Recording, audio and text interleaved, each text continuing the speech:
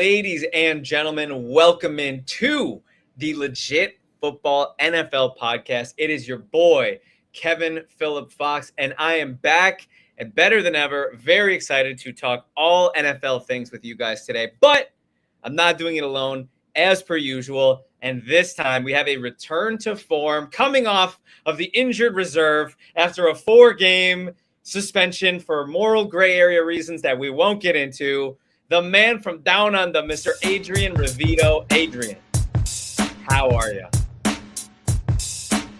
And what is going on? I am so far from mid-season form. I am veteran player during rookie minicamp form. Like I'm a veteran player who didn't make the playoffs. Yeah, and didn't make the. I'm in Cancun right now, but I apologize to the listeners. You can see there's boxes behind me. I am the reason we are late for my technical difficulties. Me too. I'm excited. Yeah, we're here, and 45 of you already in the chat. Please pop this thing off. Please let us know what you're thinking. We got a lot of fun NFL things to discuss. And what is discussing NFL things without our new friend and colleague and a scholar and a gentleman, Mr. Hunter Hunnaball of YouTube. What's poppin'? What is up? What is up? How we doing, guys? Hunter, the new guy, is the most prepared for the podcast. What do you know? The new guy's ready to roll, man. I appreciate that. Gentleman and a scholar is a bit of a stretch, but we'll take it. My CFB character can't even become a scholar at this point. I've been playing that game 5 hours today. I'm about 13 hours deep in that game, and I've got some opinions about it, but we'll stick to the NFL. We're absolutely going to have to get into that. I'm looking forward to the nitty-gritty Hunnaball because, I'm a gamer myself. Adrian is as well. I don't know if he's as in the weeds as we are, especially being a father. But I've devoted quite a bit of hours to Madden in my life, and I know Hunnaball, not a supporter of the new Madden, for the record. Anti-Madden, don't buy it, guys. EA is about to lose the license. Just a reminder. I'm cool with that. I'm cool. They've given us the same recycled game for 7 years. I'm ready to let that one die. Oh yeah. Are you talking 26? Yeah, Madden 26. Yep. Hunnaball is blacklisting. Blackballing, blacklisting, straight up avoiding. I can't even get into it. And the new college football game, blackmailing. He's following the CEO of EA. I'll do it. I'll do whatever it takes. All that. Without further ado, there are some NFL things to discuss. But first and foremost, Adrian Revito, you finally closed on a house. Congratulations, brother. Woo. What wonderful! Thank you very much. And it feels good for about 8 seconds, and then you have to start moving, and then you have a toddler screaming, and then there's boxes everywhere. And if I panned my camera even a centimeter either way, you would see work being done. It's the nightmare that keeps giving, Mm-hmm. Hey, power through it, brother. These are those days, man. You don't got the click remote, man. You can't skip this stuff. You gotta just be there for it, man. Right. But that's the moral of the movie, right? If you skip the stuff that's you don't want to do, then you're skipping everything and you skip your life. So just enjoy every moment. Enjoy every moment. I'm slow down at this moment right now. This next hour I would slow down. Little life advice for you. But without further ado, we got the boys. We got the trio. We're missing Brian McFadden. We're missing Jimmy Ray's our NFL stats Jimmy Ray. So we're actually I would say we got a pretty good team here. This is like. We can make things work here. We could get a W here, scrappy W with this trio. Oh, yeah. I think definitely an over 500 group. I would say so. Without further ado, we do indeed have our legit headlines. Starting off with the Houston Texans, the artist formerly known as My Houston Texans, wide receiver core getting a boost. CJ Stroud's receiving group is trending up with rookie Jaden Higgins impressing during offseason workouts, showing size and separation ability that might earn him a starting role. Wide receiver Christian Kirk, acquired in March, is already looking like a reliable slot option and security blanket for Stroud. They're joining the GOAT, Nico Collins, who's coming off of a 1,000-yard season to form a pretty strong wide receiver trio, not even mentioning Jalen Noel, who I also like quite a bit. I think this is going to be quite a year for the Texans' aerial passing attack if the O-line can get it sorted out. We're going to start with you, Adrian. What kind of expectations do you have for the Houston Texans offense, particularly their passing game this season? Yeah, I mean, look, the line is a big question here, right? Before I get onto that point, I guess I want to talk about It's kind of one of the what ifs I love of the Texans. See, it's such a shame that Tank Dell went down with that injury because he was kind of trending in the right direction. You don't know what you're going to get when he comes back from an injury like that. He's going to probably miss most of, if not all of this season. And it really, I would love to have seen what they've become, because you could see him and Collins becoming a kind of 1-2 that you see in the Bengals, that you see in the Eagles, that you see, I guess, in a lesser extent. And I've gone completely blank. But the 1-2 punches that you would expect to see, I think that could be amazing. But that said, that's a what if, and that's not what we're going to get into today. As far as what I expected this year, if the line can keep it together, Collins is always going to take the lion's share of the target, but the targets, and that makes sense. He's the best receiver there. Christian Kirk, I'm a little low ball on, I suppose. I mean, we all kind of laughed when the Jags gave him the money, came out, balled out, and then he just dropped off a cliff. And when I say dropped off a cliff, this might date me here with this reference. You guys seen Austin Powers, where Will Ferrell's character falls off the cliff? Love he's it. Injured at the bottom of it. Right? Love it. Great film. Yeah, absolutely excellent film. But that's what Christian Kirk is. He was he had the gun on Austin Powers. He fell off the cliff, and then he's just comic relief now. Now he's just there yelling how he's injured and the wound is gangrenous, and that is Christian Kirk. And I hope we get the okay. That's disrespectful. Sorry, hold on a second. Sorry, I'm going to bring his stats up for a second. Okay, I like Christian Kirk. We'll get it. We'll get into it. He went for 379 yards. He was injured. He only played 8 games last year. I don't think he's going to be a reliable weapon. So I don't know if I see this trending up, and it depends what the rookie does. The Houstons have had, I guess, a couple of years of bad luck with injuries at receiver.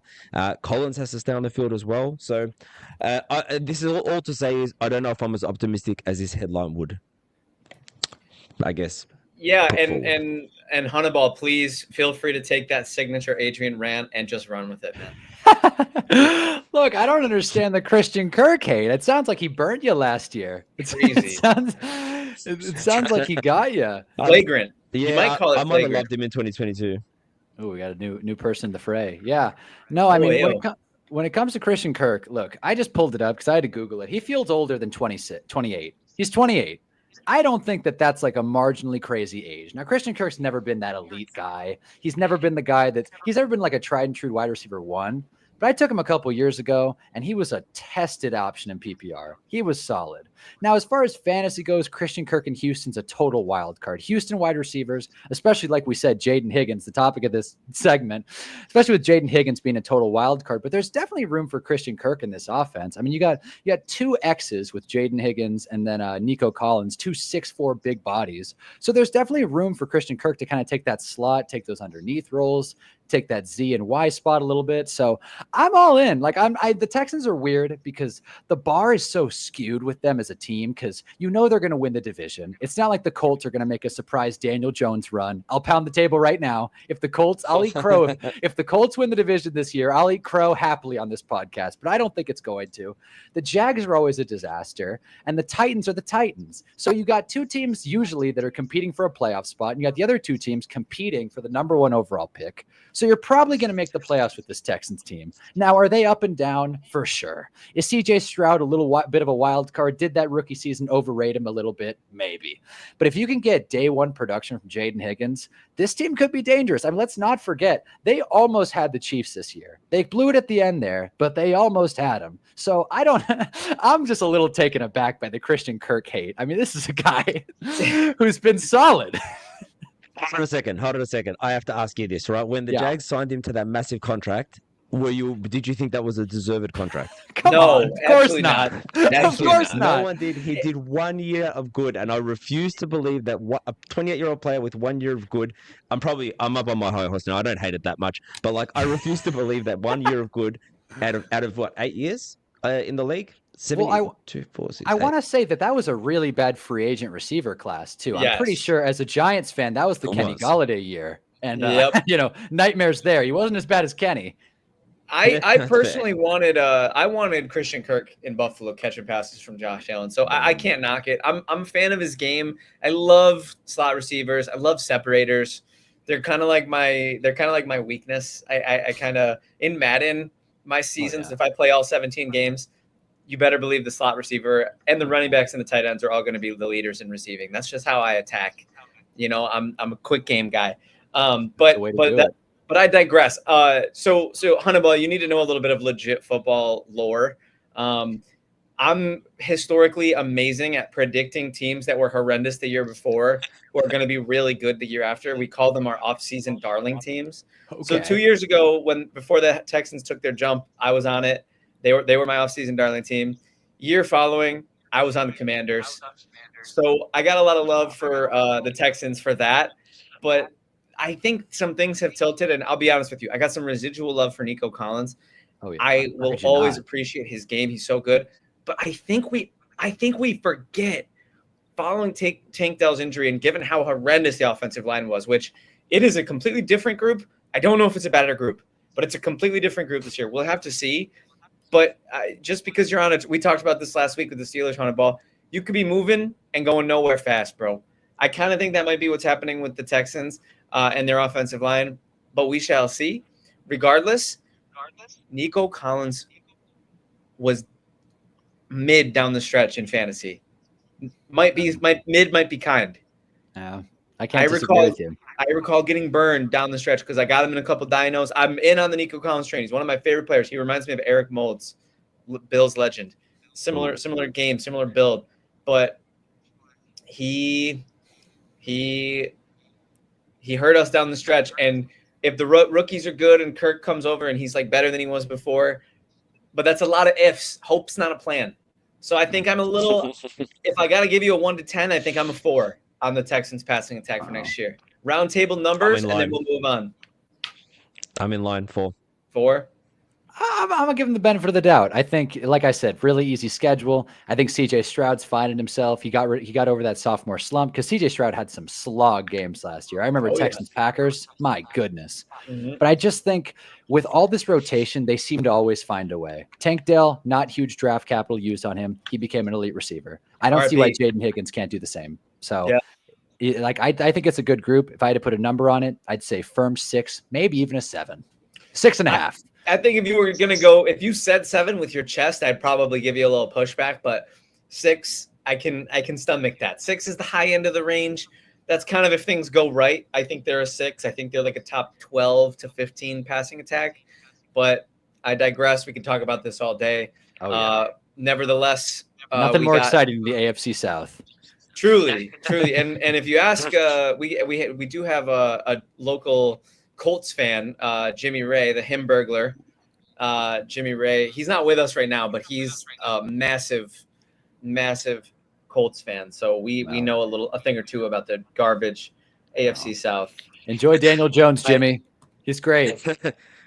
Hey, Hunnaball, as well, just so you know, on the Legit Football Law, that book of Legit Football Law is about 860 odd pages long. 858 of those pages are Kevin's off-season darling predictions. It's true. It comes up every single. That is the one of the biggest talking points year in year out. People are anxiously awaiting my pick this year. We have a big episode coming up. The book is shaking. Hunnaball, we'll have to get you on the off-season darling episode. I can't wait. Next up, fellas, the Panthers backfield officially belongs to Chuba Hubbard. Stamp it, sign it, seal it, deliver it. Panthers beat writer Alex Zietlow expects Chuba Hubbard to handle the overwhelming majority of touches, including goal line work. Rookie Trevor Etienne may carve out passing down snaps thanks to his speed, but Hubbard's role looks secure. Hunnaball, we talked a little bit about our Chuba Hubbard love last episode. Adrian, I owned my former hatred of Chuba Hubbard. I can't pretend I always liked him. But the step last year, astronomical. He looks like a top 12 to 15 back in the league. Hunnaball, talk to us about the Panthers' decision to push their chips in on Chuba Hubbard. I'm all the way bought in. I mean, we talked about it last week, but as an NFC East fan, Giants, represent. I know very well. I'm very familiar with Rico Dowdle's game. And I know that he's not someone to worry about. And after watching Jonathan Brooks go down last year, which was a heartbreaker, you wait all season for him to start playing. And I think he played one down his first game. And then the next game he came in and tore his ACL. That's a killer. I was all the way in on Jonathan Brooks. But I remember last week saying, Chuba Hubbard, hero RB type running back. And I'm not walking that back at all. It felt ridiculous when I said it, but now that we're hearing this confirmation, if the Panthers take any kind of step forward, because he had a great year last year, if he can stay healthy, and that's not a big if. Chuba's been able to stay healthy his whole career. So if he can stay healthy, the Panthers can continue to improve because the floor is the floor feels high. If he did that well last year, I can't imagine him doing that poorly this year. I'm all the way in on Chuba Hubbard. I think he was my round 4, maybe round 5 pick last week. My snatch, him and Rashee Rice. I'll double down. I'm not leaving many fantasy drafts without Chuba Hubbard. He's a fun name and a fun guy to attach your name to. Chuba. Yeah, and I love the flag plant. You know, we do a fantasy flag plant show. It sounds like your flag is firmly planted with Chuba Hubbard, firmly planted with Rashee Rice. Not for me. But Adrian, I'll say this on Chuba Hubbard. The stats don't lie. The eye test didn't lie. He had juice last year. That is the word that comes to my mind. I think when it's not effortless for guys, right? Like when you watch players who are kind of scrappy, who are kind of smaller, who kind of make it work, and they still make it work and they're great, I call that having juice. Like James Cook, he's a gazelle. I don't really think James Cook has juice. Chuba Hubbard has juice. Adrian, talk to me about your feelings on Chuba Hubbard. Yeah, I think we're in lockstep here, boys. I mean, he's coming off a career year, just about in all categories. He only missed a couple games, so as far as staying healthy, kind of mad. I mean, you never know what it's going to be, but he has been healthy, as you said, Hunnaball. I think he kind of got a bit overshadowed, and this is like just, I guess, exposing the bathrobe. Yeah, even by me, I wasn't a big Chuba Hubbard guy last year, and you kind of peel back and look at the stats and look at the eye test, and he did really well. He got overshadowed a bit by Bryce Young's kind of, I don't want to use renaissance because he's 3 years into his career, but it kind of got overshadowed how well he did in that offense. We trust Dave Canales. In Dave, we trust, and so I'm with you guys. I feel like he's going to be a solid option this year. I feel like I'm arrow up on the Panthers, and we'll get to that in the win totals. But yeah, man, I'm with you with both of you here. Yeah, and Adrian, let's not forget you did pick the Panthers to be your wild card team last year. So. Why? Yeah, why do you have to bring the receipts out? Never wrong, just early. Let's see what happens. But Adrian, documented lover of the Carolina Panthers and Dave Canales. I think really your Dave Canales love stems from your love for Baker Mayfield, but I digress. Yeah, it's Baker. It's a residual thing. I digress. I'm just excited to watch Chuba Hubbard play football again this year, and I'm excited for him to own a backfield. I agree with Titan Maximum here, longtime listener of the show. If Bryce plays well, Chuba will have a really good season. That's pretty much the correlation. We really need to see Bryce Young continue that ascension that he started at the end of last year. And you know, I was listening to Matt Harmon of Reception Perception talk about Bryce Young, and he talked about just the confidence that he played with down the stretch last year. And I feel like that was the big difference from early career Bryce Young and those struggles, and watching him get benched and watching him really play his way out of the starting job at one point. He's playing with a lot of confidence. And so if he brings that into this year, I don't think there's any doubt if the Panthers offense is even a top 20 unit in the NFL. I don't think there's any doubt Chuba Hubbard can finish with 1,210 easily. Well, right now today, do we see the Panthers as a top 20 unit? I mean, with Leggett, with Ted, that's a group. That's a group. It's tough because I think you can tell yourself the story on any team based on their offseason. Like, it's a pretty common thing. Like, I'm a big, the saying week one is a liar. Well, the first 3 weeks of the season are a truther. Like, in order to know what a unit is, we kind of have to see it in motion. Like, no team goes into a season saying, yep, we got 8 holes. They got a plan to fill them all, you know, and we'll see about Carolina because Leggett, there's some projection. You know, Adam Thielen just turned 61. He's getting them senior discounts, them early bird specials.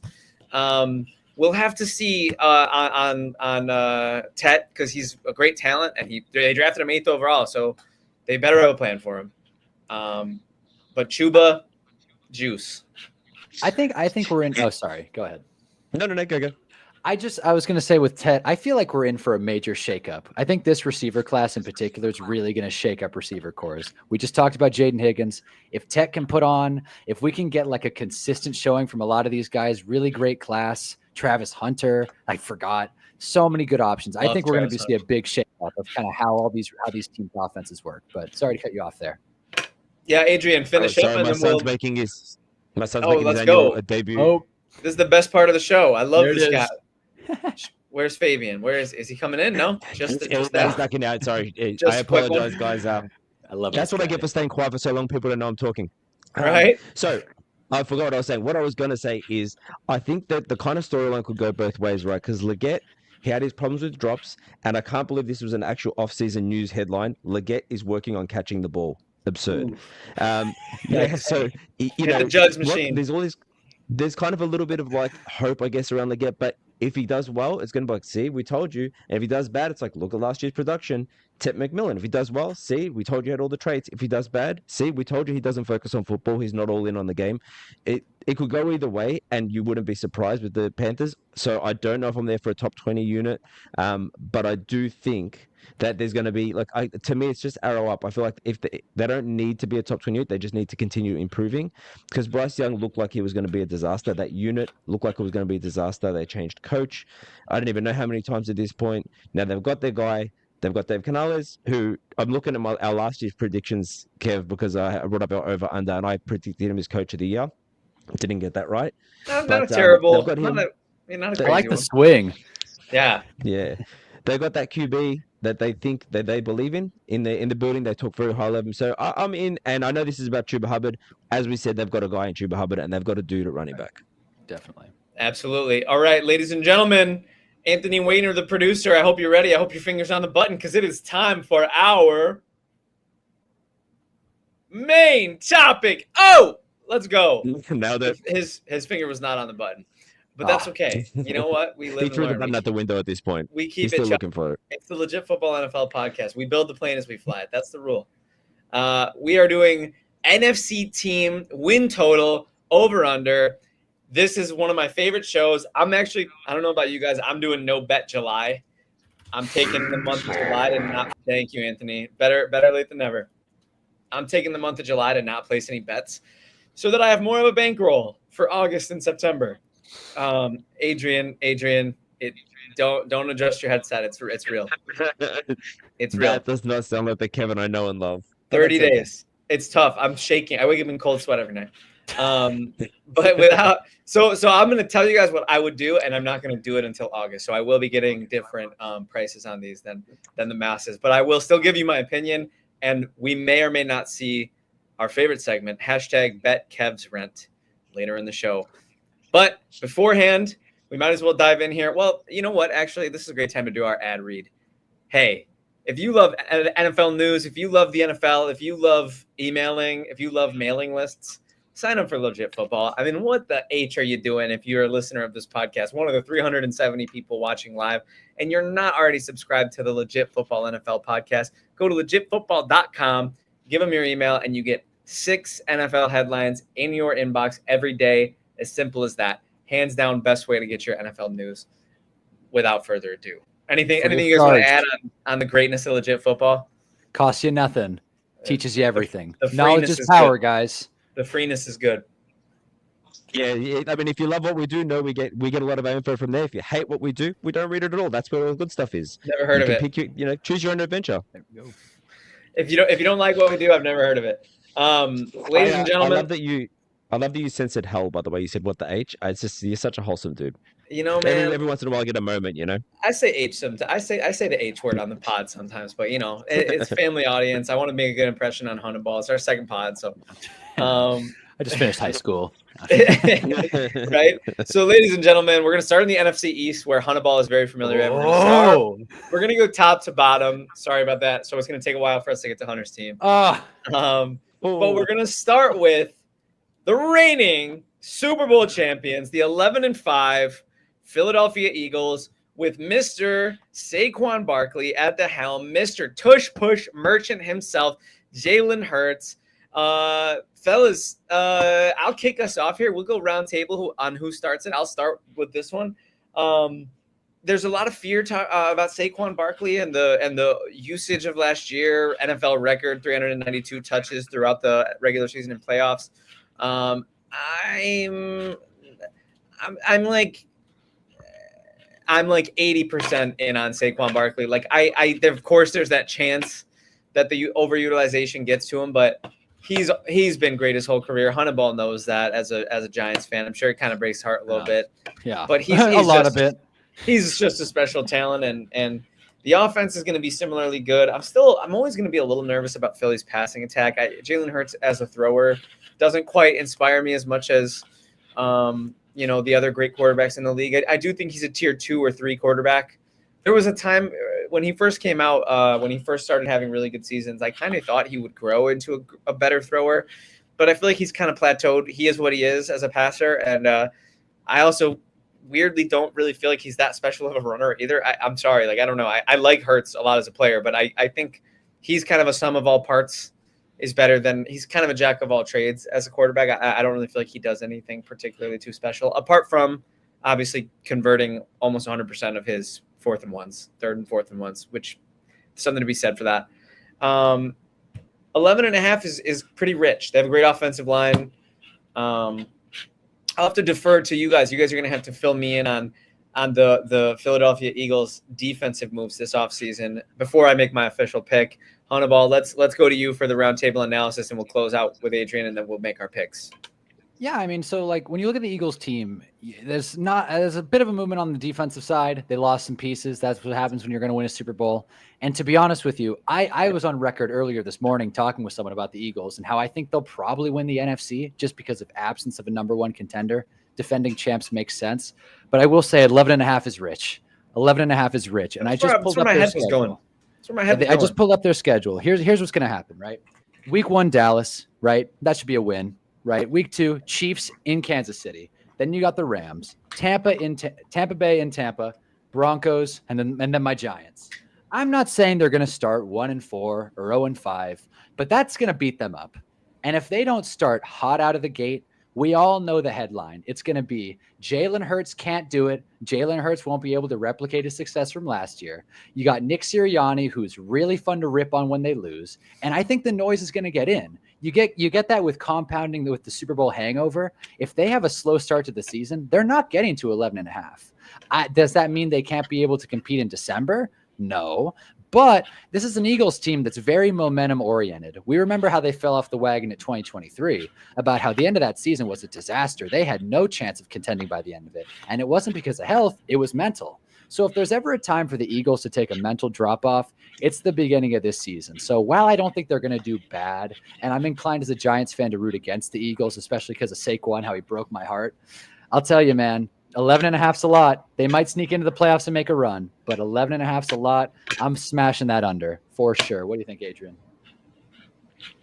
Well, I am with you on this. I was going to say, we've read this book before. Eagles get to the Super Bowl next year. Eagles drop off a cliff after losing quarter. Like, we've seen this happen, and I do feel like they're ranked 29th on strength of schedule, so they're going to have it hard out of the gate and hard throughout the season.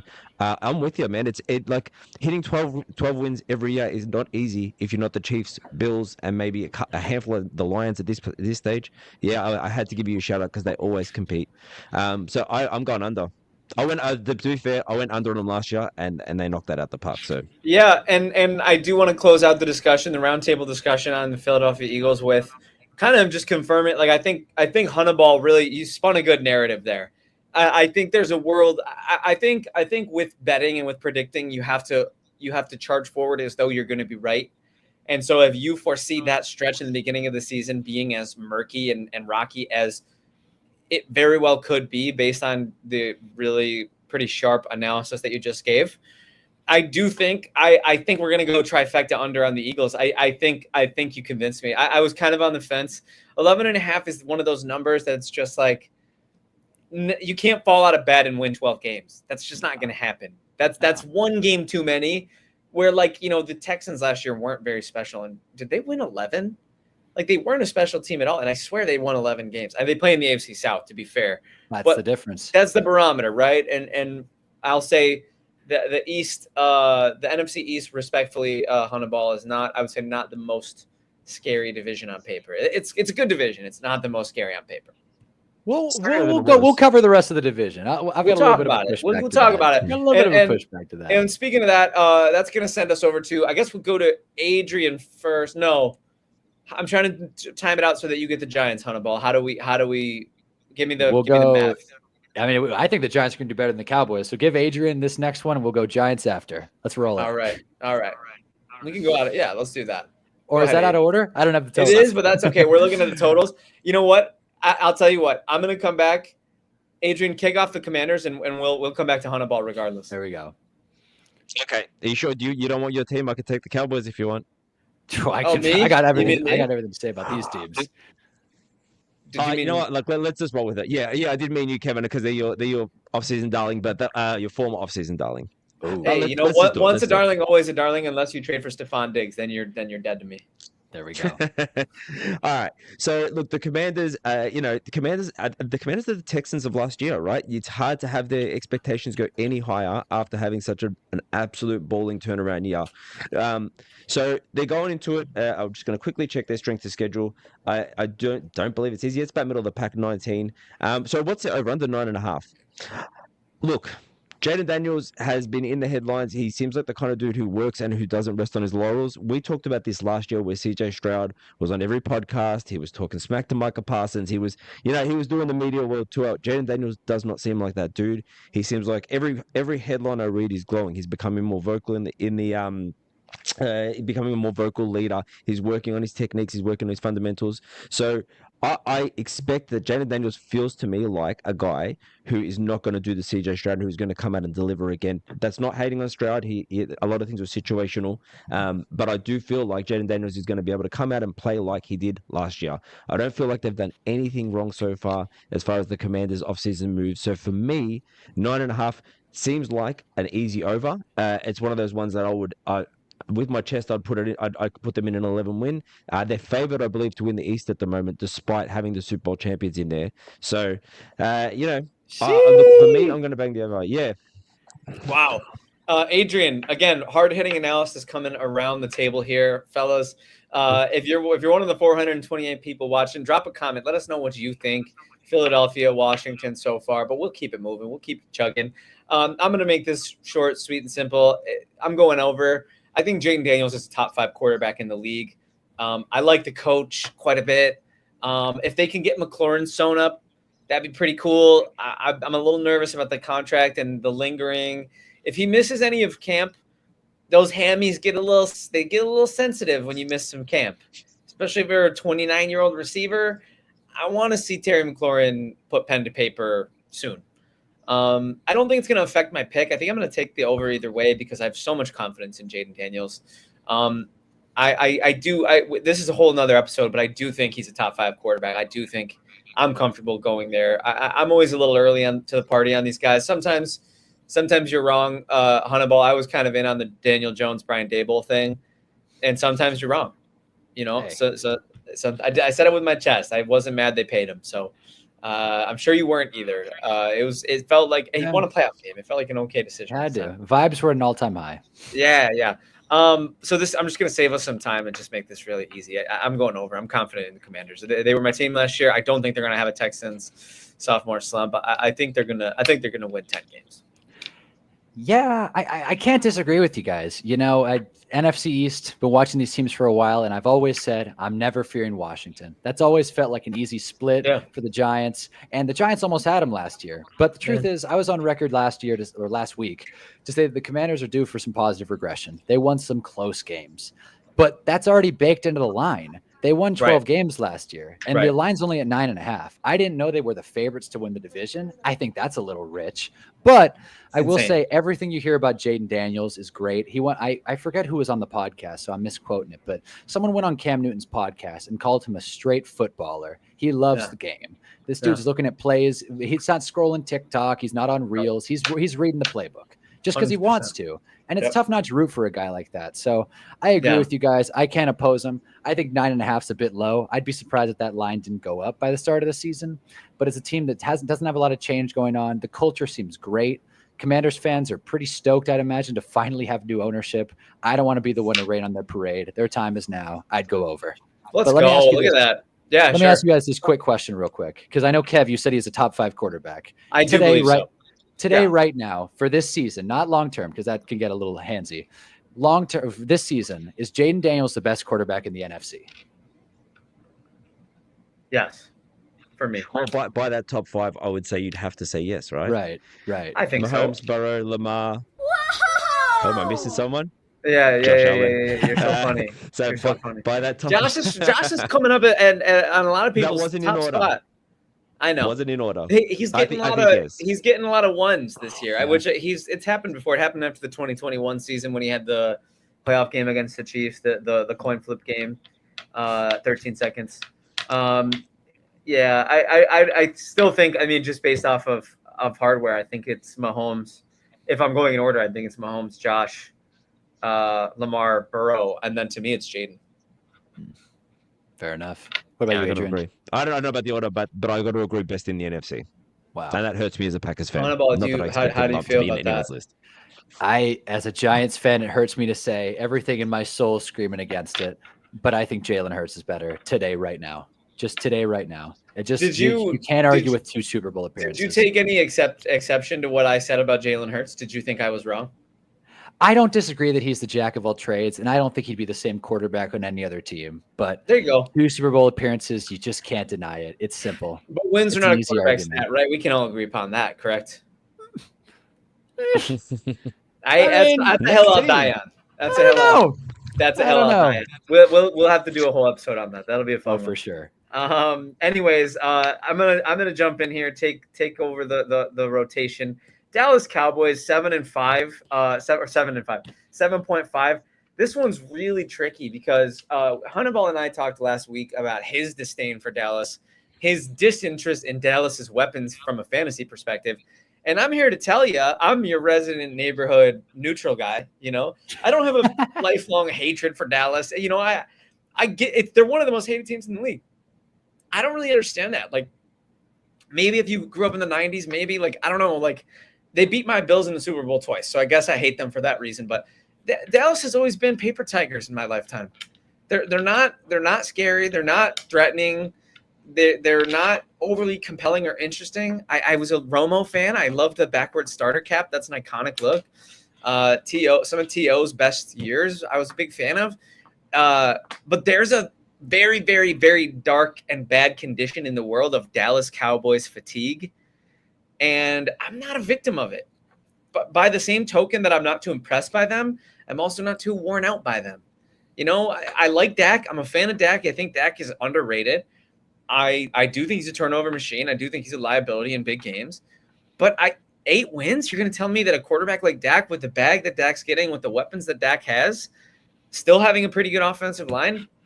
I guess their running back room is one of the worst I've ever seen, but you don't think they can get to 8 wins? Like, that's – I don't know. I'm torn. I'm going to do the thing where I defer again. I'm going to let you guys talk so that I can copy you guys or I'm going to listen to my intuition while you guys are talking and see if anything you say resonates with me. But I'm going to come out and say that I think this is a little bit of a modest line for a team and for the players that have the success and the history that this team and players have. I'll hang up and listen. So I think the Russian roulette bullet here, the one that could kill you or it could let you live, is the head coach. And that's the one. I think that's where that line comes from, because you've got an unproven guy, you know, unproven by most standards, despite having got a well-known name. Coming in, they've added pieces. They've added George Pickens. You could see them, you could see them doing well. Despite, I agree, their running back room, led by Javonte Williams, is probably one of the worst in the league. I don't know if it's the worst, but one of. So I would be. I'm kind of with you. I'm sitting on the fence here, and this is obviously what they go for with an over/under. But I'm gonna go the under just because of that head coach. I don't know what to believe in. I don't know what to trust in that area. I also don't know if Dak Prescott can stay healthy. I don't know if Micah Parsons can stay healthy, which are 2 massive pieces there. Because if they both play every game all season, their floor raises significantly. Yeah. Here we go, Hunnaball. Yep. Haterade. The Dallas Cowboys. Glacier Freeze haterade right here. Maybe I oversold my Cowboys hate, because I think the paper tiger thing you said, Kev, was a really, really accurate way to put it. And I think with the Cowboys, I don't like this team. I don't care for it. 7.5 feels low. That's what I'm saying. They have a tough schedule, but 7.5 feels low. And I totally agree with you, Adrian, on the fact that the coach is a total wild card, and there's really no sense to trust Brian Schottenheimer. Everyone would have loved for them to get Coach Prime just to see what would happen. Would have been so electric. But I'll tell you what, I'm looking at their record last year, which felt like a complete train wreck disaster. They won 7 last year. So the tough thing is that we went over on the Commanders, we went under on the Eagles, and the NFC East toughest schedule by far. Cowboys, I think, have the 4th or 5th toughest schedule. So it's tough to go over too much on a schedule, just sheer math wise, but I could see them getting 8. I could see them sneaking a game on a tired Philadelphia. I could see them sneaking a game on an inexperienced Washington team. And I'll get to how they'll play against the Giants. But we're at a point where the Cowboys hate's always baked into the lines, always baked into the over-unders. And I am a Cowboys hater, I'll admit it. But I'm also a rational football fan. And I know this team has talent. All the unexciting moves, the lack of a running back room, there it is. Yeah, they might want to look at a quarterback draft. So Hector says if the Cowboys don't get 8+ wins this season, they might want to look at a QB in the draft. And he says, my bad on typo. I don't know what you were trying to say, but that's okay. Just Becca. I don't know what you were trying to say, but that's okay because no worries. Oh, just because. Yeah, I don't think it's crazy. I don't know. I like Dak. I think Dak is such a punching bag in the media and in the fantasy and NFL media like the way he's covered. It's just I don't think it's fair. I think he's a pretty darn good football player. I agree. Too much. Yeah. So that's par for the course as a Cowboys quarterback too. Right. Romo got a bunch of heat too. Oh so yeah. It's not like I don't feel for Dak. He got fully guaranteed Romo. Money. Like we'll live. Fair. Let's. I think I'm over. It's close, but I think I'm over. All right. Yeah. All right. Last but not least, in the NFC East, we have Hunnaball's New York Football Giants coming in at a measly 5.5. Hunnaball, tell us why these line makers are wrong. Listen, I look up Giants schedule. The San Francisco Giants come up. That always pisses me off. That's a huge pet peeve of mine. Listen, that's funny. The Giants schedule, I believe, if I'm not mistaken, definitely the hardest this season. Could be the toughest in 5 years. Now, since we're talking about New York, I want to throw up a little joke I love. The George Costanza. If everything you do is wrong, if every intention you have, every instinct you have is wrong, the opposite must be right. I'm all in. Okay. The tough schedule, the inconsistent quarterback play. I showed Kev this last week. This is not a bit. This is the real deal nitty gritty. I'm all in. Russ Wilson. This is all off season. That's all off season. I've been staring at it. I've been looking into his eyes. And I'll tell you what, I'm not here to sell you guys or the viewers on the New York Giants because the Giants have been the punching bag for years now. Everybody loves to talk on the Giants. And I'll tell you something about that. We've heard the noise and we're blocking it out. Brian Daboll needs to figure it out. And I don't think he's on quite the hot seat that everyone else thinks he is. But listen, 5 wins, 5.5 is not crazy. I've been on record to say if we can get away with 7 or 8, it's wishful thinking, but that's a win of a season. Is the schedule tough? Yes. Do we have some holes? Maybe. But we've also made a lot of changes. And I refer to us as we because I'm ride or dying with this team. And maybe I'm delusional. Maybe Russell Wilson is a completely washed and old quarterback, or maybe he has a bounce back season. Who's to say? But I can talk myself into this team so easily. They went bowling the other week. They looked great. Russell Wilson's HE double hockey sticks is a hell of a bowler. This guy, the whole team is good. The whole team is good as far as vibes go. Now, does that mean we're going to make the wins? Yeah. 5.5 over. Easy money. Yeah. So I love it. And this is a fan first podcast. We talk about that all the time. We let ourselves and each other be fans. It's really one of the best parts about legit football. And one of the best things about legit football as well is that we also are all very honest. And so Hunnaball, my dog, at the risk of offending you We've heard it. I remember the copium when I had to talk myself into Nathan Peterman for the Bills. I remember JP Lossman and Trent Edwards but we got Kyle Orton. I don't know, guys. Kyle Orton, you remember him? Remember them years? They were backed up by Jameis Winston. Hey, brother. I absolutely love the passion and it's beautiful, but I think Russell Wilson he's become a bad to horrible football player. Bad is nice, I think, based on what we've seen the last couple of years. He sunk the Steelers ship. He wasn't good in Denver. I think you guys would be much better off letting Jackson Dart take his lumps or throwing in Jameis Winston for the memes. I think that if we're going at face value here, I think I have to go with the under, and I apologize. I think Malik Neighbors is going to be awesome. I think top 5 pass rush. I I like their defensive line a lot. I think they're going to get to the quarterback a lot. We talked last week about our shared love of Tyrone Tracy. He reminds me a lot of Fred Jackson. Got to give love there. They're gonna win. I think 3 or 4 games. I apologize, Adrian. Take it away. Yeah, I'm just by a hair, I'm gonna give you the over here. I don't like to make it 2 overs, 2 unders every division, but just by virtue of like if I pick too many unders, I can't have everyone an under, right? So I'm gonna go over here. I'm looking at their schedule, man. We talked about this, Kev. This is brutal. Your easiest, and that's heavy air quote stretch, is a game against the Saints. That's an easy stretch, and Vikings and Raiders for the second or third last games. That's the easiest stretch of your. It is, man. It's brutal. So it is. Yeah, but you know what? Get Jackson Dart in, man. Get him to make his bones in the schedule. What I'm and when saying. He plays next year, if his confidence isn't decimated, as long as Dable can keep him positive, and if they can get 6 wins, man, like I'd be so optimistic about 2026 for you guys. We call this purple. That's so funny. I love that clip. So funny. If I were you, I'm telling you right now, bro. The year when Nathan Peterman was our starter and Josh Allen was the next thing, and we were all idiots for drafting him, I already had my Josh Allen jersey pre-ordered, bro. The future is now in New York. Get your Jackson Dart jersey. Don't let Russell Wilson destroy your team the way he destroys every team. His bad vibes, his terrible cooking, his danger witch, get him out of there. Get him out of there. I'm sorry. I'm being honest. Hunnaball.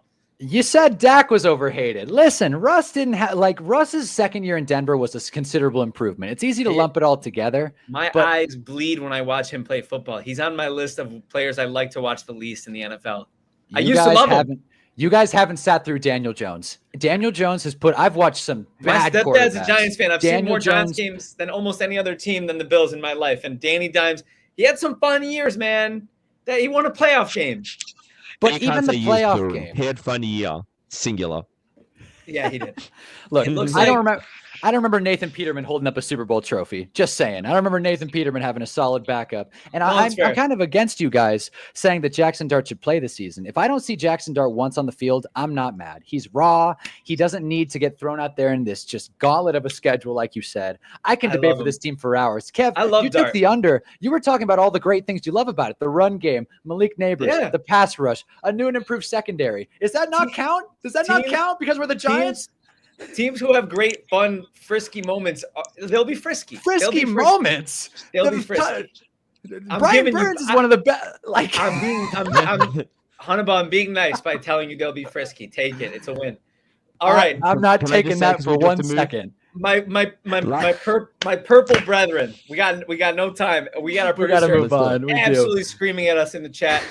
Anthony, I apologize. We are going to move on. We're going to be a little faster with the future divisions. We're going to move to the NFC North because we have 2 fans of the NFC North in this bunch, starting with our producer, Anthony's Detroit Lions at 10.5 wins. I'll take the lead on this one, and I'll make this really easy. I'm confident that they're going to go over here. I understand the fear losing Ben Johnson, but Jahmyr Gibbs is still there, right? Amon-Ra St. Brown is waking up. He's brushing his teeth this morning. Jared Goff is there.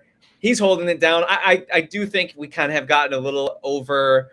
I think Goff is looked at as a little bit better than he is because of the team's success, but that we can't fault him for that. He does his job. He does what he's supposed to do. I think they'll put him in good hands. Montgomery's still going to run through people's faces. Hutchinson's coming back. I'm pretty confident that they're going to get to 11 or 12 wins pretty easily. I've got a slip of them, a $20 slip placed before the month of July on them winning the division, and it's a nice payout. So I think this is going to be pretty. No offense, Adrian. I'm sorry. I know you're a Packers fan. I don't think the Packers are going to win the division this year. Give me the over, and pretty confidently. Yeah, I think this is the North is going to be hard because realistically, in every division game, any team has a chance of winning, and that extends to the Bears as well. I'm going to, in the spirit of keeping this quick, I'm going to go the over 2. I think that this division is the Lions to lose, to be fair. And I agree with you on Goff, but he does exactly what they need him to do. Right. And if Dan Campbell can put the right coordinators in place, like he's done already, sky's the limit for these guys, and it's hard for them to suffer a more heartbreaking, I guess, exit from the playoffs than they did last year when they were expected to be in the Super Bowl. But I expect them to come back fighting with that signature Dan Campbell grit. Grit's his word, right? It's grit. Grit. Yeah. Oh yeah. Grit. Yeah. Hunnaball. Listen, I'm going to go against the grain a little bit, but not strongly. I could see this Lions team going at 10. Like, I'm sorry, Kev. I feel like that 20 is going to go out just because sheer difficulty of schedule. Third toughest schedule in the NFL. Like Adrian said, this division is going to be as competitive as ever. We never know with the Bears, but if the coordinators regress a little bit, which is likely, and the team continues to regress, I think that playoff loss is going to be enough to tank their momentum. I'm not sure they're going to win the division. I think 9 to 10 is a good range, so I'd go the under, but I'm not hammering it. That's Anthony expressing his discontent with your pick. But I think your process is sound. I disagree, but really it's a coin flip. I think this is a good line for Detroit. I do think they can get to 11 wins, and like I said, pretty confidently. If it was 11 and a half, I'd sweat it, but I think they're going to win 11 games. 11 is a lot. Next on the list, we're going to have Adrian take over here. We have the 9.5 projected Green Bay Packers, Adrian. And it's your team, so you get a little bit more time, but we're still on fast time. Remember that. Yeah, my fault on that one. Look, I'm gonna make this relatively easy. 9.5 to me is a fairly low bar. All the points that I made about the division stand throughout this entire NFC North discussion. What I will say is that I expect the Vikings to take some regression. I don't expect the Bears to blow people out of the water, and they will lose games. They're not going to sweep the division. The Lions are the real clear-cut competitor that you have to at least sneak one win in there. Their secondary is just like, if there's anything that I'm sweating about this year, it's their secondary. Their current cornerback one is Keyshawn Nixon, and you see Jalen Ramsey go and like, it's just kind of like, what you guys need to do something. Keyshawn Nixon was the reason we lost. But I can put 2 games down to him specifically last year. So with all that said, that's the secondary. Everything else feels like they've done well. They feel like they've made some moves on offensive line to shore it up. They've added Matthew Golden. I'm not going to go into him too much because my hopes are so sky high on Matthew Golden that I just don't want to talk about it. Like it's the kind of like it's the emotional hedge. Don't jinx it. I don't want to jinx it. Hold him close to your heart. Yeah, I believe Josh Jacobs is going to come back and be exactly what he was last year. So to me, 9.5 is not a high bar. Matt LaFleur doesn't tend to have losing seasons often. So I would expect that they can come back and they can get above. They can get the over here. Yeah, Hunnaball, take it away. Packers are frisky. They're a team that lose some real head scratcher games. I talked about Texans Packers a couple of minutes ago, or like 20 minutes ago. I think the Packers over is work. I think honestly this team's due for some not positive regression, just positive movement. I think this team's going to be good. I'm looking at their schedule. While it is statistically difficult, it doesn't look impossible. I think the Packers can put together some close games. It seems like they're building some chemistry, and I appreciate Adrian's detail. I think Matthew Golden's going to be great. I love that Adrian's, I think the sun's going down with you because it looks like you're potting from heaven. So it's good. I'm all the way bought in on the Green Bay Packers. So I'm going for it just for vibes. I like the Packers. Honestly, if I'm picking today, the Packers are my pick to win the division, especially if JJ McCarthy struggles out the gate. Yeah, and I can't be mad at it, and I got to be honest once again. I wanted to go under here, and I wanted to just be the complete devil's advocate to my boys' favorite teams. But Adrian kind of talked me into it when he pointed out the Vikings. I think the Vikings are due for a little bit of regression. I'm not really too impressed by Chicago's offseason. I think they're going to get more paper tiger offseason hype than like, I think the Bears are kind of that new team that everybody wants to be a thing so bad. I don't know if they're going to be a thing. So I do have to give the Packers the edge on 9.5 because I think they're a better team than 9.5. My issue with picking the over is that they also have the most erratic quarterback in the world. Like Jordan Love, like for no reason, will just completely botch games. Like we watched too many times down the stretch in fantasy football last year. I pushed all my chips in on Jordan Love, and as I told you last week on a ball, he cost me some money. He cost me some cold hard cash by underperforming down the stretch. So I'm not too impressed with him in terms of consistency, but he does have very high upside, and I am confident that they can win 10 games. So we'll close that out. Three overs, it sounds like. Next up on the list, and I believe this is Hunnaball's turn to take the lead, is the 8-5 Minnesota Vikings. 8.5 Minnesota Vikings. Here we go. So I think the 8.5 is a bit rich, just considering JJ McCarthy is a rookie quarterback. We don't know what they're going to do. We don't know what they're going to look like. He's an NBA sort of. Yeah, exactly. NBA rookie. He's the Ben Simmons rookie season. And I think JJ McCarthy could be good, but there's no guarantee, and there's certainly no guarantee this year. I'll keep it short and sweet. I don't like Jettas in fantasy. I don't like the Vikings this year. The schedule's tough. I don't think this team's built to win close games. They proved it in the divisional. So I'm going to go under, smashing it. I love it. You want me to take this, or you got to go? Take it away, brother. Well, look, I had them under last year, and I think if I'm not wrong, they might have been 6.5 last year when Sam Darnold was a QB1, and Sam Darnold was the Sam Darnold we know and hate. So I'm going to go under here as well. I expect these guys to regress a little bit. I think they balled out. We don't know what JJ McCarthy is. You're right, and that's the biggest wild card. So I'll fast time under. Yeah, and I'll come in here. I think I'm going to agree with you guys. Yeah, I'm fading McCarthy in fantasy. I'm fading the McCarthy hype train. I wasn't really too in on McCarthy coming out of Michigan. There wasn't a lot of impressive arm talent or impressive things that I saw on the field. He can maybe at very best be like a Jared Goff light. And I understand that the Vikings kind of have the weapons that he might be able to do that. But I think that's a huge forecasting, a huge leap to make. So I'm going to go under as well. And I do want to catch up on the chat here. It seems like the boys, I saw giggles from both the boys. We got resident legit football legend Joe Crack coming in, and Maggie Gyllenhaal is beautiful. Hunter, do not take. Come on now, Joe. Hunter looks like Maggie Gyllenhaal with a mustache. I'm not mad at it. I've heard worse comps. And we're gonna leave out Joe's problematic comments.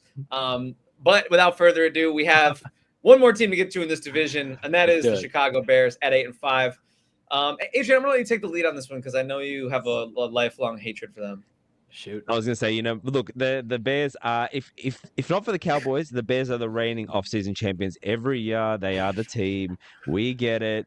Ben Johnson. And with the Bears, and this is not that, that's a lie. This is rival hatred. But I also think this is a fair point to make. Not until you prove it. You haven't proved it for a long time, so not until you prove it. Your line, they've put together the line. Oh, the line's fixed. You can't throw 5 guys together who are individually productive in a system that works for them and expect them to gel in year one. I can't imagine that they're going to come out and be this massive line that they thought they're going to be. Just like their wide receiver room last year was not the room they expected it to be when you just take these pieces and put them together. It takes time to build chemistry. Ben Johnson is no longer an offensive coordinator. He's now got more duties than sitting in a lab with a pen and a paper eating mum's spaghetti. Mixing up test tubes. He's not a mad scientist anymore, bro. You're the face of the team. So all of this is to say, I think they're going under. I still think they're going to be positive movement, and I think that their future is bright. I believe Caleb Williams will be a star one day. I just don't know if we're there yet. And like a lot of high draft capitals, you can't just suffer new head coach. You've got Ben Johnson now. I would expect that he stays there unless they absolutely pull a Nathaniel Hackett job. But I think they're going to go under this year. But that's not to say, just to put my analytical hat on, that's not to say they're going to have a bad year and a bad outlook. It's going to be a tougher year, but I think that they're going to have a bright future. All right, Hunnaball. Yeah, my mind's telling me no with the Bears. Like you guys said, they haven't proved it. My mind's telling me no, but I'm going to be honest. The over's just more fun. My body's telling me 9 wins. It's going to be close. But I don't have anything against the Bears. My whole life of watching football, the Bears have never had a great quarterback. And I'm really curious to see how this team does. I think they'll be fun to watch regardless. But I'm just going to just to go against the grain, I'm going to say over. Just to have some fun. I think over-unders are too close to have so many clean sweeps like we're having. So I'm going to go over. But the question I want to pose to you guys real quick, and the chat, straight from the mind of Maggie Gyllenhaal, I just want to ask you guys this question. What do you think the headline is about Caleb Williams getting out of this season? Like, what do you think people are going to be saying about him and this offense? I personally think, and I'll bake this into my prediction, I personally think that the headline on Caleb Williams is going to be Trevor Lawrence 2.0 question mark? That's what I think is going to be the headline on Caleb Williams, because we had the Prince who was promised. That is the Trevor Lawrence's nickname on this show. Undeniably what Trevor Lawrence was. Caleb Williams has a similar career path trajectory, similar expectations. I personally am not – my list of players who made my eyes bleed last year, Hunnaball, Russell Wilson is spared from being the number one most painful player to watch for my eyeballs because I watched Caleb Williams a lot, and he sucked. And I don't 8.5. If I had one lock so far today, I think the lock is that they're going to go under 8.5 wins. Wow. Okay. Clip this because this is going to come up for sure. By mid-season, this is the headline. Williams, air quotes, we need to be better, and that starts with me, end air quote. That is going to be, I guarantee, a headline. That's not a bad pick. I'm with it. Not a bad All right, shot. rapid fire. We got 2 more divisions to get through. We picked up the pace a little bit. I think we can do this. We got it. We got it. We're going to start off with the Tampa Bay Buccaneers in the NFC South, one of the most fun and frisky teams in the league. They're kind of past frisky at this point. I think they're just a bona fide good team. Yeah. And their over-under total is 9.5. I'm going to let Adrian take the lead on this one because he's been on the Baker Mayfield hype train since Carolina. Yeah, look, this to me is I'm gonna throw my pick out there. It's an easy over for me. I don't see regression. I don't see where. I mean, you could argue that Mike Evans and Chris Godwin are going to regress slightly just with age. Mike Evans is, death taxes on Mike Evans over 1,000 yards, as Kevin likes to say, and I believe that stands. Look, they've got Egbuka joining, so he's going to take up a little bit of the target share. But I guess when I look at the Bucs, I don't know what there is not to like. We love Bucky Irving. We love the Egbuka draft. Baker Mayfield is playing like we wanted him to play. They've got consistency through both defense and through offense. So to me, I'm hitting the over. And not to mention they're in the NFC South. Like, yeah, the Panthers could improve. Yes, the Falcons could be better with Penix Jr. But I still think this is the Bucs division to lose. 10 wins last year, the 10 plus this year. Hunnaball. Yep. I'm with you guys. I think it's an easy over. Schedule's not too tough. The average strength of opponent is below 500. I think this team, what I love about the Bucs is they feel like when you're building, we've talked about video games to start this, they feel like you're building a Madden team. It's like, let's just get as many wide receivers that we can. And I think one of the less talked about aspects of the end of last season was Jalen McMillan. People thought he was like a frisky waiver pick. No, he was just a good wide receiver.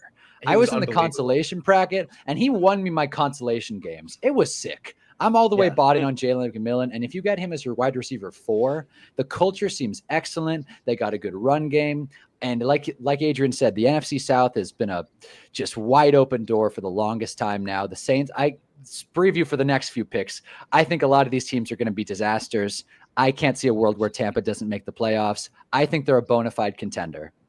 Wow, I love it. I think you really doubled and tripled down. Like, we kind of expressed some love in the Bucs, and you kind of were like, y'all ain't taking it far enough. They ain't winning the South. They're contenders to win the conference. Why not? I love it. Dude, any game that you're in with Baker, which, by the way, noted when Baker was on Cleveland, not a fan. I thought he was overrated. He got commercials too quick. I thought he got anointed and crowned pretty quickly off of his decent start to his career. The fall from grace was hard to watch, and the ascension has been just as sweet on the other side. I am all in on Baker. He's one of my favorite players in the league. If I ever bought a jersey that wasn't a Josh Allen or a Buffalo Bills jersey, I might buy a Bucky Irving jersey. I love watching him play football. He's going to be great. You do love him. I love him. Atlanta Falcons at 7.5 here, and I'll take the lead on this one. Michael Penix came in last season for really, let's be honest, the shell of Kirk Cousins. We watched just the complete deterioration of his physical abilities last year. There's talks that it was Achilles related and that he's better now and he's like decent. He was hard to watch towards the end of his season last year. It was a good thing they put Penix in when they did, and he was the spark. Force feeding Kyle Pitts, force feeding Drake London, Bijan Robinson going buck wild. The Falcons' offense is in good hands.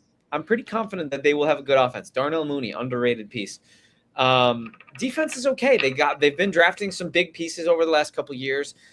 I think 7.5 is a little bit rich for a first-year starting quarterback, kind of like an NBA rookie, but he did have those couple games at the end of his rookie year, so I do think Penix has enough experience. He's not quite an NBA rookie, but he's damn close. 7.5 is just the perfect line, and it's the perfect line to kind of be confusing and throw us off a little bit. I think I'll go with the under. It's a little rich, and I'm not, like Hunnaball said, I'm not too confident in the other teams in this division. Yeah, so I'll take this next one, and I'll tell you, with the Falcons, they upset me, man. The Falcons drive me crazy. The way they operate, specifically the way their GM's working. I'm blanking on the fella's name, but the Falcons GM trading a first round pick to move back into the draft right after a team, my Giants, moved into the first round with a third round pick. I know GMs don't play on the field, but I see the Falcons and I see Michael Penix, who's might be at his ceiling. I see Bijan Robinson, who fantasy people are going to love forever, but he burnt me his rookie season. I'm always going to hold it against him. I see Drake London, who's a lot more impressive in the box score than he is on the field, just in my opinion. I think Darnell Mooney I don't know if he's underrated anymore. People are talking about him. So, what do you know about, I think everybody in this podcast has a take, and everybody in the comments has a take on Kyle Pitts. So maybe not a firm under, but I think 7.5 is a bit high. Hot take. I'm going to sound like a homer, but I think that's already been done. Giants have a better record than the Falcons, even if we don't do that well. I'm pounding the tape. A lot of strong opinions today. I'm feeling it. I'm pissed off. The Falcons drive me crazy. And if I could put under for the next 3 seasons, I would smash the under on the Falcons. Long-term, disaster. So, I mean, I'm obviously going to come in on an over. I don't know if I can do that. Scorched earth. Look, for the so couple things. Joe Holland, Bucks new OC is Josh Grizzard. He was the pass game coordinator last year, just addressing the comments. And Raheem Morris, and the reason I'm addressing the comments is I do believe Raheem Morris is a great coach. I do think they'll go over. And I've talked about Penix might have been my fantasy flag plan. I do believe we're going to see something out of him. So I'm going to go over, and I am going to just use this app. I'll use this platform for my not annual, not monthly, my bi-monthly hate for Kyle Pitts. He's going to be nothing and no one, but otherwise the Falcons are going to be great. He's going to be nothing and no one, but he's going to be nothing at no one going at tight end 18. So is that a nothing and no one that's worth a flyer? To me, maybe. Like, is he better than Brenton Strange? Like, is he going to have more yards than Brenton Strange? I think so. I think so. Toss up. But would you ever feel good about starting him? Like in best ball, maybe. But would you ever feel good about starting him? And you got me. And you got me. Okay. No, of course not. But best ball, he's going to be. I don't have that on you. He's gonna be one of my 3 tight ends on a lot of best ball teams because I think he'll have a 100-yard, 2-touchdown game in week 9. And I want those points. Carolina Panthers at 6-5. Hunnaball, you've expressed some love for the Carolina Panthers. Why don't you take the lead on this? Yeah, 6.5 is low. I think the Panthers are a team that are due for some improvement. I think Joe said Raheem's a good coach. If they roll with Penix, they'll win 9. That's how I feel about the Panthers. I think Canales is a good coach. I think we talked earlier, but if the Panthers continue to improve, I'm excited. And whether or not Tet does well is one thing, but we know they're going to be able to run the ball. And I think 6.5 is a low enough line to where you'll see some sneaky wins. The Panthers are a frisky team, and I don't have as strong of a take as I did for the Falcons or I do with the Saints. But I'll tell you, I like the Panthers. I'm all in. Not all in. I'm moderately in. You know what? Total frisk team. Totally like all frisky team. When I close my eyes and I picture the Carolina Panthers, I picture the NFC South standings at the end of the season. I don't see a 7 next to their name. I don't. Tough. I don't think they're there. They're a good team. Good. That's a stretch. They're a frisky team. They're a fun team. They are objectively a fun team. That is the needle that we're trying to thread here for the Panthers. We all want to like the Panthers, right? We want the little guy, Bryce Young, to be good. We want Canales to resurrect the careers, yada, yada, yada. They're still the Panthers. And I don't foresee them winning 7 games. I'm going to go under. Sorry. I'm just going to I'm going to go over, and I'm going to upgrade them from frisky to plucky because I feel like that's what they are. And I'm saying I want them to go over because you know what I'm like, Kevin. I'm a sucker sometimes for a good storyline, and I want Bryce Young. I feel for the guy. I want him to have I want him to get to 8, maybe even 9. They've got the 7th easiest strength of schedule. I believe they can get to 7+. It'd be sick if they do.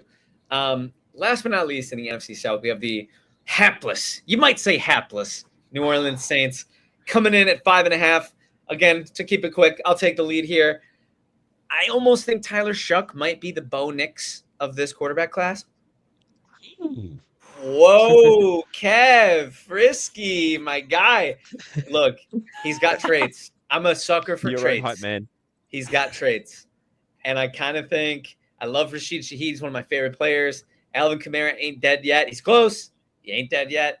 The defense is probably going to be bad, but I think they'll be okay enough to let Kamara, Shuck, Shaheed. Is Olave off our draft boards, fellas? Because he's kind of off mine. I'm not really touching him with a 39.5-foot pole. What did we say last week? I love it. Yeah. Whoa. But with a wide receiver 37 price tag, he's almost worth it. He's almost getting into the Kyle Pitts, Travis Etienne level. Wow. Producer Anthony Wayner says if Tyler Shuck plays, hit the over. If Tyler Shuck doesn't, hit the under. And I'm kind of in agreement. I like Shuck. He's got some moxie. They clearly believe in him. And worst case scenario, he's got traits. I think take Rashid Shaheed with your last pick and best ball and prosper. Thank you later. Yeah, I'm just going to go under here. I'm going to straight up on everything you guys have said. This is Kellen Moore's mulligan year. He will draft a QB and there'll be a team of interest next year, but this year, under. Yeah, I'm all the way out on this team. I think I got 3 words for you. Number 1 pick. And I'll double down and say that I think Arch is going to stay in college because he wants to avoid this team. I don't like the Saints at all. We said last week, Chris Olave is the player that you draft, and your first thought is, how am I going to get rid of this guy? That's the first thought you have. And that may just be a fantasy thing, but there's nothing to get excited about in New Orleans. And like I was mad at the Falcons for how they're ran, how their general manager does it, don't even get me started on the Saints and their cap issues. I think they're still paying Drew Brees. So you know what? I'm going to call it there. I'll be nice and quick. Number 1 pick, book it today. I love it. Hunnaball, I fear you cooked. I'm in on him, but I fear you cooked. We got rapid fire, last division, NFC West. San Francisco 49ers, 10.5. Adrian, take the lead here. This is a weird one because the Niners obviously didn't have a great season last year. There's nothing to believe or nothing thrown out there that would make you believe they're not going to have a bit of a bounce back here.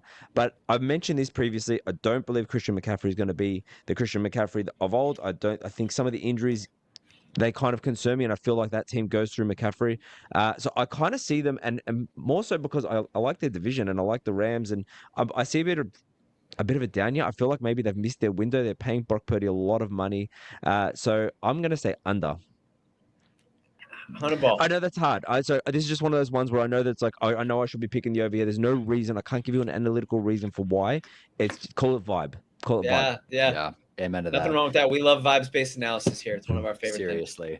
Things. Yeah, I think 10.5 is a bit rich. I could see them very easily getting to 11, but I don't think it's going to be a healthy 11. I think it's going to be like a Vikings 11 almost, or maybe if they won 12 last year, but kind of they're in the playoffs, but you're not looking, no one's fearing this 49ers team. I think one of my more interesting kind of fantasy prospects is Ricky Pearsall, kind of how he does, how he navigates. We don't know how Ayuk's going to look. We don't know how McCaffrey's going to look.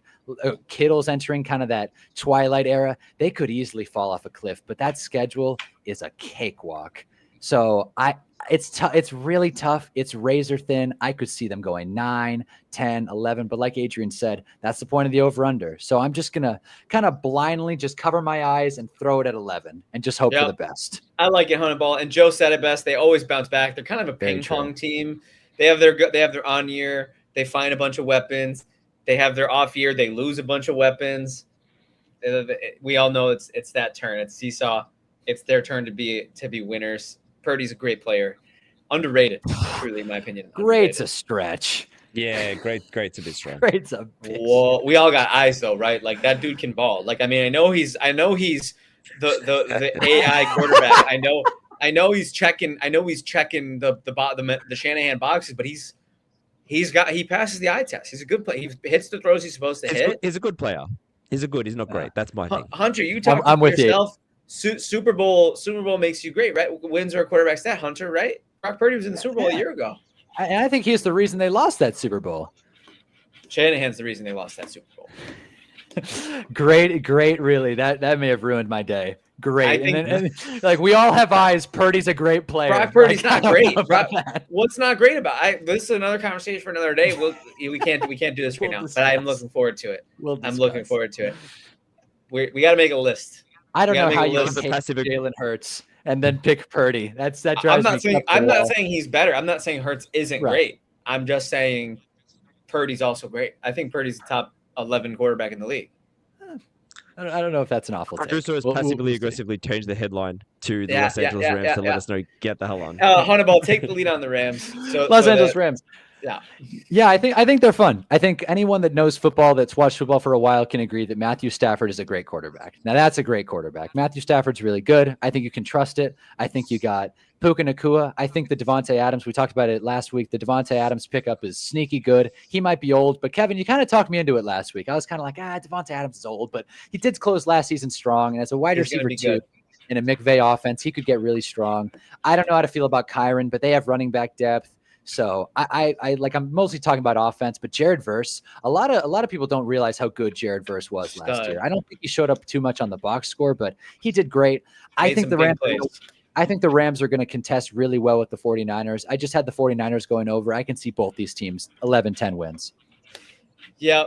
And to make it quick, I'll double down. I really love the pick. Saw them with my own two eyes last year. I went to SoFi. I saw the 51-45 shootout with Buffalo. Josh Allen, 6 touchdowns, greatest fantasy football performance of all time. It was an incredible game, and they were an eyelash away from the Super Bowl.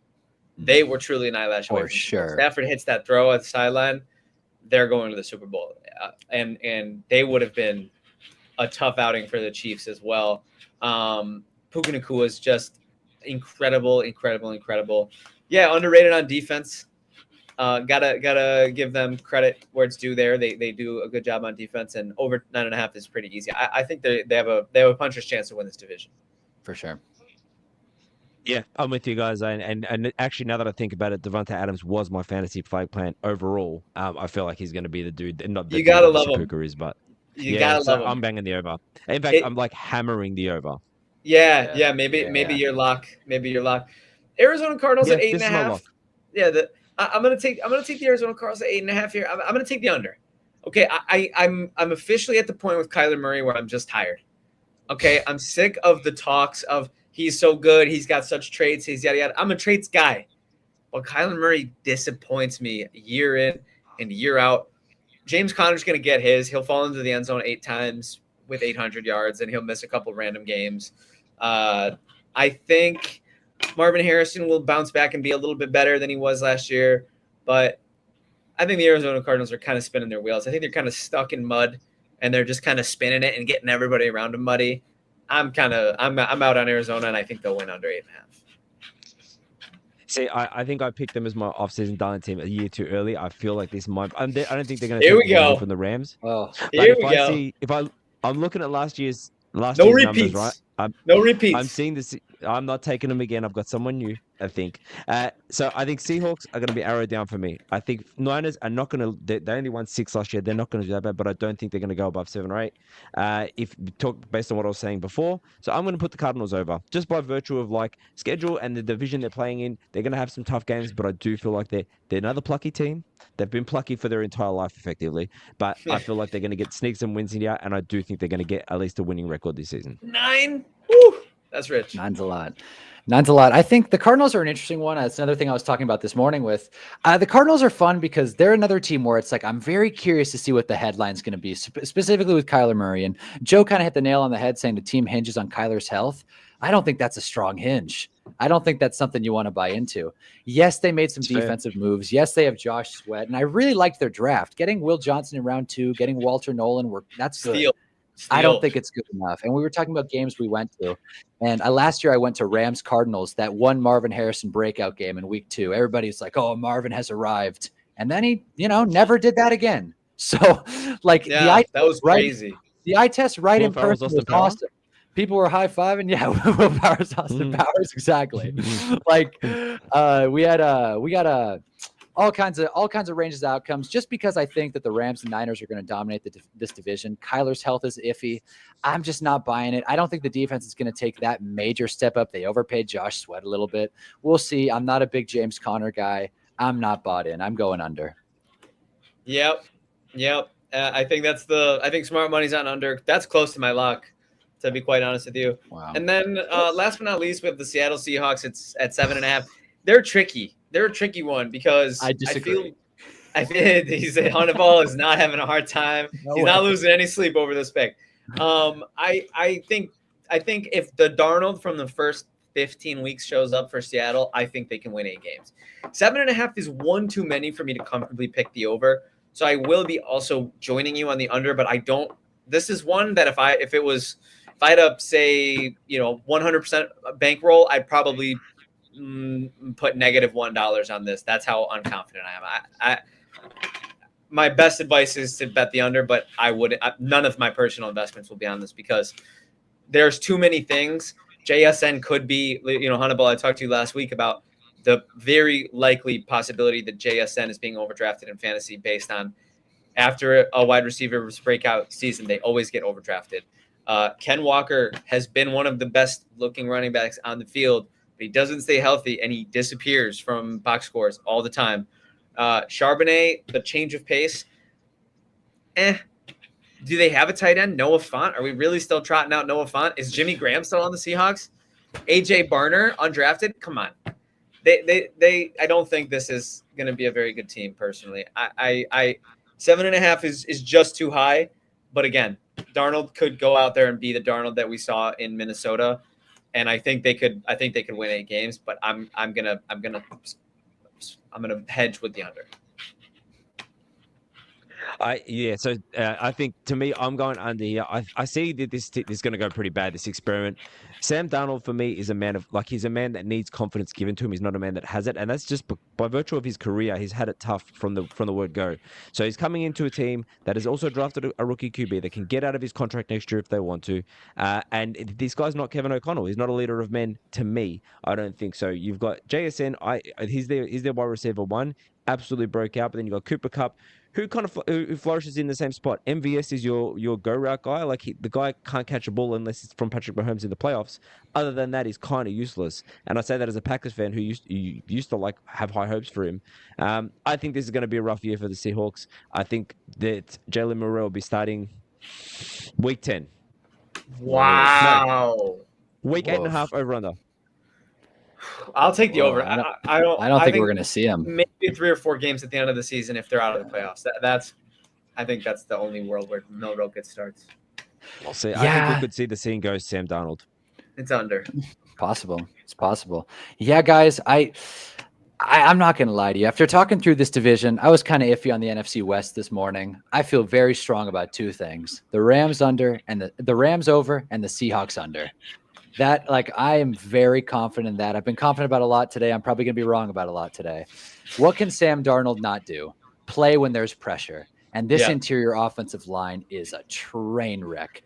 I like the Gray Zabel ad. I was going to say Zabel kind of gives me some pause on the hatred. Joe's talking about the O-line. I like Zabel a lot, but that's one guy. Exactly. It's one guy. And the O-line, it's just, I don't think it's enough. You got JSN, who I think JSN was a great college wide receiver, obviously. I don't think he's a bona fide wide receiver 1. I think having DK Metcalf on the other side benefit him a lot. And now that he's not there, you replace him with Old Man Cup, who we all know fell off a cliff last season. You got Kenneth Walker, who can't stay healthy. You got Sam Darnold, who has, like you guys said, he's had a tough go of it. I don't think he's been good. I just straight up don't think he's been good. He had a little bit of a bounce back season with the Vikings, but I kind of just closed my eyes and didn't watch because I'm not believing in Sam Darnold. A little bit of a bounce back season is respectfully, it's a little disrespectful. No, it's a little disrespectful. He was Darnold's just not my guy. He was good. 14 wins. 14 wins is something. No, it is. I'm overreaching a little bit. But I'll say, because team success, good coaching, weapons, right? None of that stuff is in Seattle. So nothing. I'm with you on the journey. I just think, we gotta give respect. No, for sure. We gotta give him his respect. He earned it, no doubt. But I just think it's too little, too late. I'm glad he got his contract. I'm really glad he got his contract. Good for him. Totally. But I don't think this season's gonna pan out well. I think if we see Jalen Milroe, it'll just be because the season's gone. The season's gone, and the Seahawks I think are going to be contending for a top 5 pick. I'm pretty confident. I think 7.5 is rich. I would have said under 6.5. I don't like the Seahawks at all. Yeah, 6.5 was if I close my eyes and I picture it, the most wins I could see them with is 7.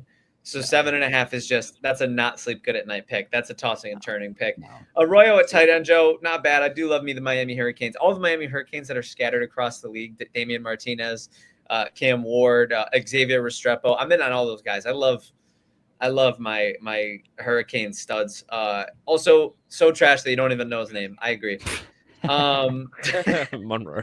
Can I just say that the Seahawks in the first 10 weeks could quite easily go 2-8, and if they were there, and if Sam Darnold was seeing ghosts, we could see Monroe. But that's why Milroe 8.5 is like that's a line I can I think 10.5 would be a good line, and even then I'm like I still think I'd go over. But ladies and gentlemen, we did it, and we did it really not in a timely manner whatsoever. Hour and a half. We're pushing some of our longest pods ever, but that's okay because we got Hunnaball here, we got Adrian Revito here, Kevin Phillip Fox. It's really exciting to talk to such great minds and get so in depth and get so in the weeds. The AFC discussion is going to be Electric City. Me, Hunnaball, in a ring with Adrian as the judge, going toe-to-toe on whether or not Brock Purdy is great and whether or not wins are a quarterback stat. It's going to be a slugfest, and I'm looking forward to it. Anything you guys want to say, Adrian, to the good people before we sign off? Nothing much. Just Hunnaball, man. This is our first pod together, so great to have you on the show, and I'm looking forward to the AFC version. Actually, I'm looking forward to being the dirty ref. My morals are for sale, so you can absolutely buy some wins here. And yeah, y'all got Zell in Australia, bro. What is Zell? You don't know what Zell is? Oh, I don't know what Zell is. Okay, good lord. You got Venmo? Is this another young person thing? Y'all got Venmo? No, we don't have Venmo, but we use PayPal. That's our send me your PayPal. I'm gonna buy your vote. Hunnaball, anything you want to say to the good people? Yeah. I just wanted to thank Joe for sticking through, getting active in the chat. I always appreciate that. And Joe Crack, he's a legit football legend. Joe Crack, we'll take it. There's Purdy. Yeah, I don't know about all that. But and then one last thing. Every other comment from Joe, you have to just scroll past it. That's kind of that's the way. Except the Maggie Gyllenhaal, we cannot. The Maggie Gyllenhaal, we'll take it. We'll take it. Every other. I appreciate it. Let the people know where they can find your work. Yeah, you can find my work on YouTube at Hunnaball. And if you're a big Twitch guy, I've been streaming on Twitch lately. And that's the last thing I want to close with. If anybody out there is on the fence about getting the new college football game, don't. I'm gonna make a whole video about it. But I'm 3 days into hate playing this game, and I'm pretty disappointed, fellas. So any gamers out there, stick with 25. That's my word of advice. Nice. So like, share, subscribe at Hunnaball on YouTube. There you go. And ladies and gentlemen, I'm Kevin Phillip Fox, your host. Anthony Weiner is here. He's your producer. We got Hunnaball. We still got to finish the fantasy favorite pick per round. We got halfway through, and then we kind of Adrian. This always happens, man. And having Adrian here, as you can tell, Hunnaball, 33% worse with the yapping. All three of us, really. Just let us cook. But ladies and gentlemen, I'm Kevin Phillip Fox. He's Adrian Revito. That's Hunnaball. Anthony is somewhere in the nebulous ether. We are the Legit Football NFL Podcast, and we are out.